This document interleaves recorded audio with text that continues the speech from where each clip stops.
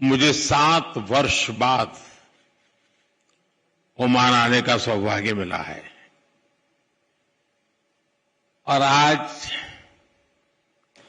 आप सभी के साथ बातचीत करने का अवसर मिल रहा है। इस बिजनेस समिट के लिए आपकी गर्मजोशी मेरा भी उत्साह बढ़ा रही है।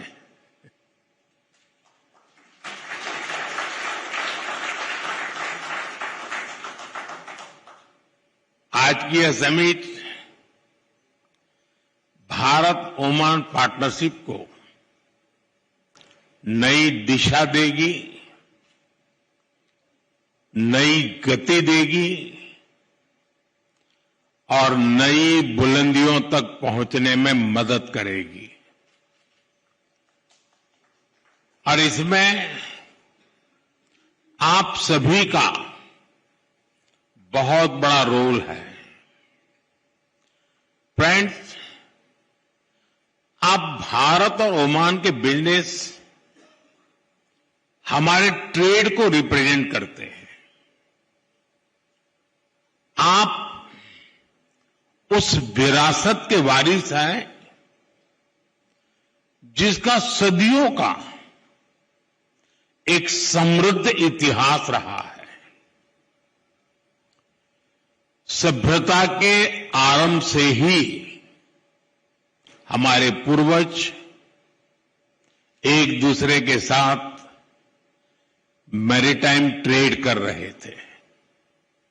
अक्सर कहा जाता है कि समंदर के दो किनारे बहुत दूर होते हैं, लेकिन मांडवी और मस्कत के बीच अरब सागर एक मजबूत ब्रिज बना है।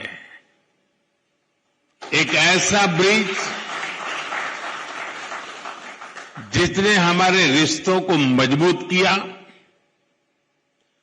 कल्चर और इकोनॉमी को ताकत दी। आज हम विश्वास के साथ कह सकते हैं कि समंदर की लहरें बदलती हैं, मौसम बदलते हैं, लेकिन भारत ओमान की दोस्ती हर मौसम में और मजबूत होती है और हर लहर के साथ नई ऊंचाई को छूती है। फ्रेंड्स, हमारा रिश्ता ट्रस्ट की नींव पर बना।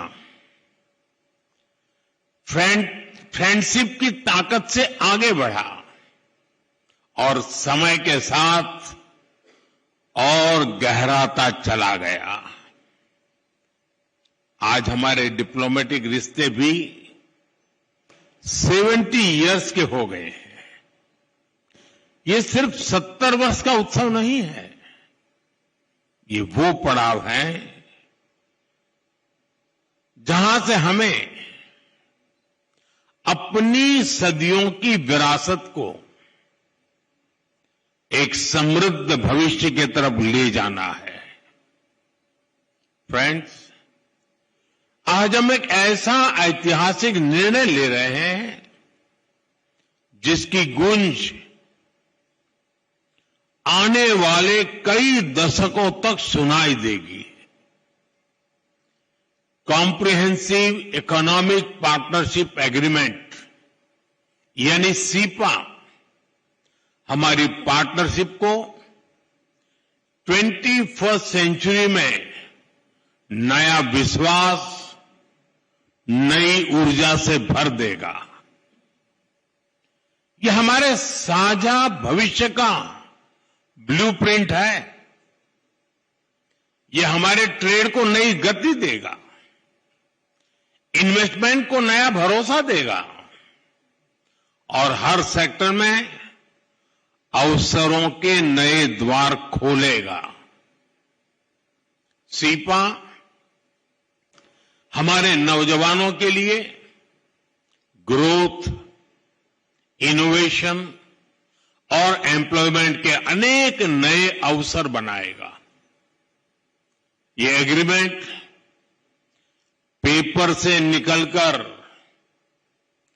परफॉर्मेंस में बदले, इसमें आप सभी की भूमिका बहुत बड़ी है, क्योंकि जब पॉलिसी और एंटरप्राइज एक साथ चलते हैं तभी पार्टनरशिप नया इतिहास बनाती है।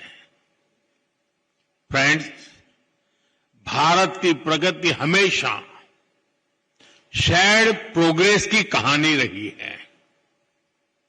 भारत जब ग्रो करता है तो अपने दोस्तों को अपनी ग्रोथ का साझेदार बनाता है।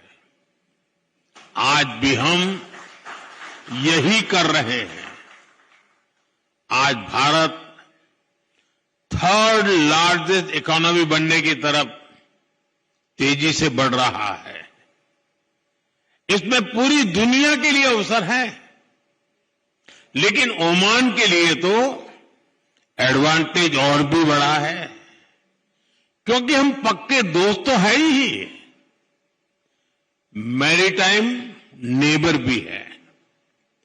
हमारे लोग एक दूसरे को जानते हैं। हमारे बिजनेस जगत में पीढ़ियों का भरोसा है और हम एक दूसरे के मार्केट को बहुत ही अच्छे से समझते हैं। ऐसे में भारत की ग्रोथ जर्नी में ओमान के लिए अवसर ही अवसर है। फ्रेंड्स, आज बिजनेस वर्ल्ड में भारत की इकोनॉमी की रेजिलियंस की चर्चा होती है। लोग अक्सर पूछते हैं कि दुनिया में इतनी अनिश्चितता है, ग्लोबल इकोनॉमी भी मुश्किलों में है, तो ऐसे में भारत 8% से अधिक की ग्रोथ कैसे अचीव कर रहा है? मैं आपको इसका बड़ा रीजन बताता हूं।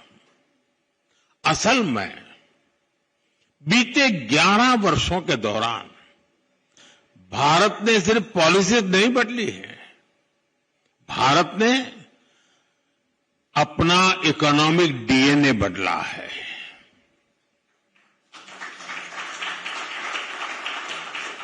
मैं आपको कुछ उदाहरण देता हूं। जैसे गुड्स एंड सर्विस टैक्स यानी जीएसटी है, इसने पूरे भारत को एक इंटीग्रेटेड यूनिफाइड मार्केट में बदला है।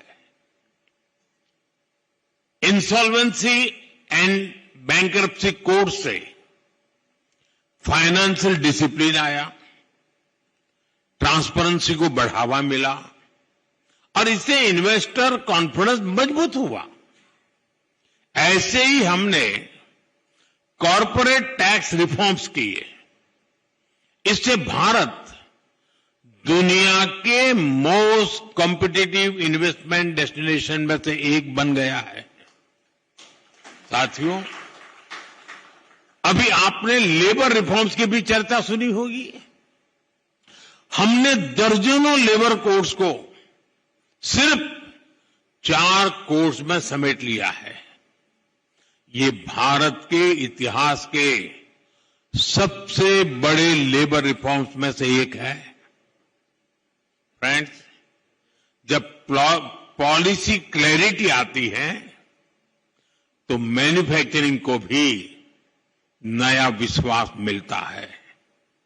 एक तरफ हम पॉलिसी और प्रोसेस रिफॉर्म कर रहे हैं, वहीं दूसरी तरफ भारत में मैन्युफैक्चरिंग को बढ़ावा देने के लिए प्रोडक्शन लिंक इंसेंटिव भी दे रहे हैं।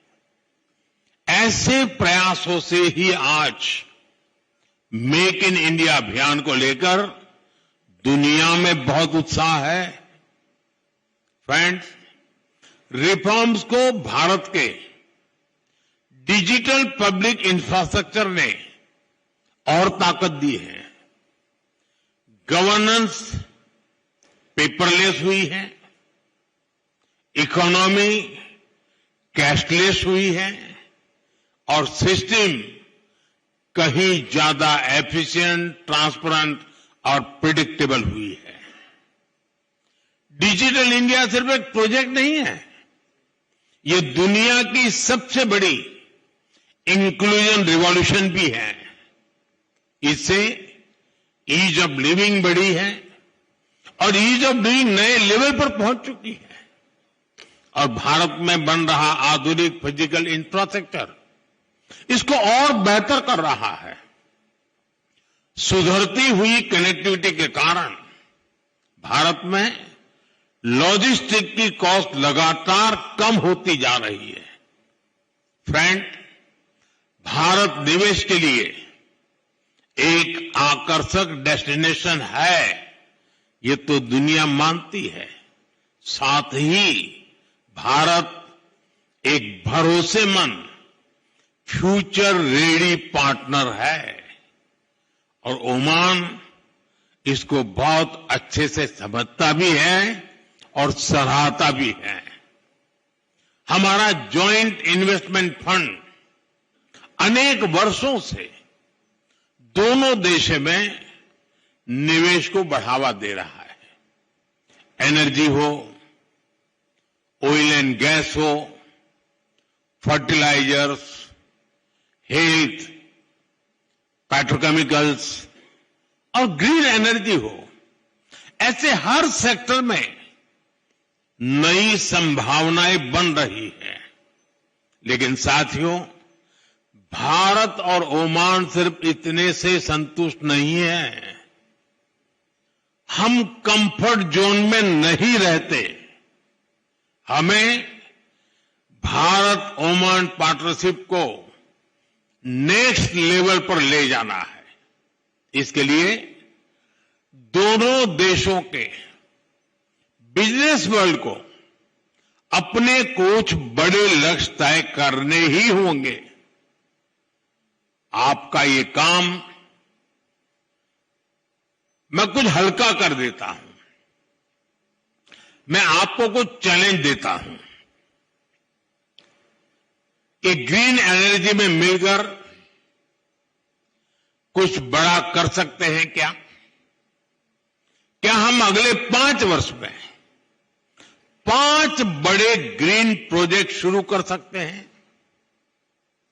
हमें green hydrogen, green ammonia, solar parks, energy storage और स्मार्ट ग्रिड के क्षेत्र में नए बेंचमार्क्स बनाने हैं। फ्रेंड्स, एनर्जी सिक्योरिटी जितनी जरूरी है उतनी ही आवश्यक फूड सिक्योरिटी भी है। आने वाले समय में ये एक बड़ा ग्लोबल चैलेंज बनने जा रहा है। क्या हम मिलकर Indian Oman agri innovation hub बना सकते हैं? इससे ओमान की फूड सिक्योरिटी को मजबूती मिलेगी और भारत के एग्री टेक को ग्लोबल मार्केट तक पहुंचाने में मदद मिलेगी। फ्रेंड्स, एग्रीकल्चर तो एक सेक्टर है, ऐसे ही हर सेक्टर में इनोवेशन को बढ़ावा देना जरूरी है। ऐसे में क्या हम ओमान इंडिया इनोवेशन ब्रिज की स्थापना कर सकते हैं? हमें तय करके चलना होगा कि आने वाले 2 वर्षों में 200 भारतीय और ओमानी स्टार्टअप्स को हम जोड़े।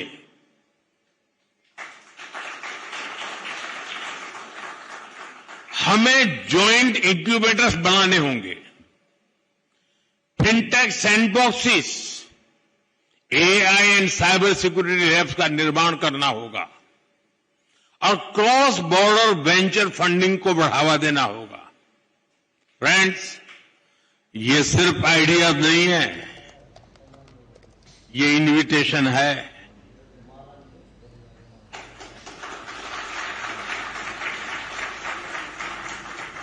invitation to invest, invitation to innovate, invitation to build the future together. आइए हम इस पुरानी मित्रता को नई टेक्नोलॉजी, नई एनर्जी और नए सपनों की शक्ति से आगे बढ़ाएं। शुक्रान, जय जय लन, थैंक यू।